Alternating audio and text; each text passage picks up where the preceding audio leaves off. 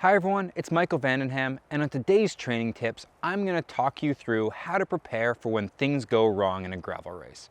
Because let's face it, if you race enough, something inevitably will. So I'm going to cover two main things. One, what you should bring along to make sure that you can fix whatever you need to on the road. And two, how to mentally prepare for when these things do go wrong and to get yourself moving as quickly as possible. So first, let's talk about what you should bring. I always have two different setups available. One is the readily available one. That's a CO2 and a plug kit in my back pocket that I can get out and maybe even prepare as I'm coasting to a stop. That's the quickest fix possible. It might get me back in the race in 30 seconds or less. And then my second one is the, oh no, things went really sideways one. Something that I can't fix right away. That's all stored inside my pump and in my saddlebag. That might be more strips, a tube, and something that I need to use the pump to fix. That also is where I have my chain tool, my quick link, tire lever, all of that extra stuff that you hope you don't need, but you're really happy you have it when you do. Now, that's the kit that I'm bringing along, but what do you do when things actually go wrong in the race? It's one thing to have everything, it's another thing to actually execute. So I have two tips here. One is to practice like you're going to race on race day.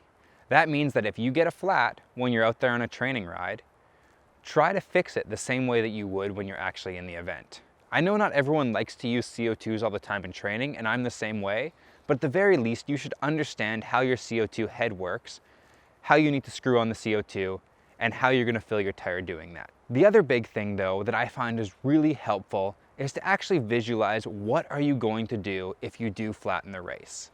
If you spend some time walking through it step by step, for example, you flat, you're going to pull over.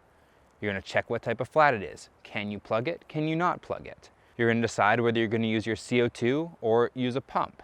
Go through that step-by-step process and visualize being calm, being collected, and taking your time to do things right the first time. If you can do that in race situation, you can avoid being panicky, being a little bit stressed, and making decisions that you wouldn't normally make. I think the temptation here for just about everybody is to jump on the bike and pedal as fast as they possibly can to try to make up all the time that they lost. And I get that.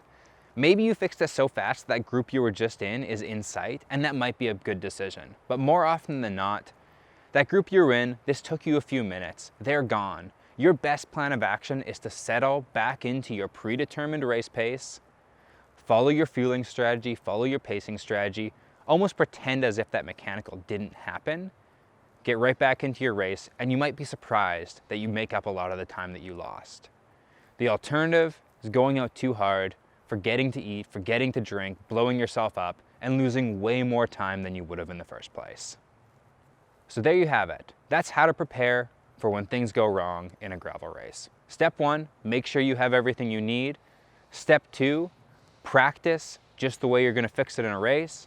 Step three, visualize how you're going to go through those steps if something does go wrong in the race. And step four, try not to panic and burn too many matches after you fix the problem. Thanks for joining me today. See you next time on Training Tips.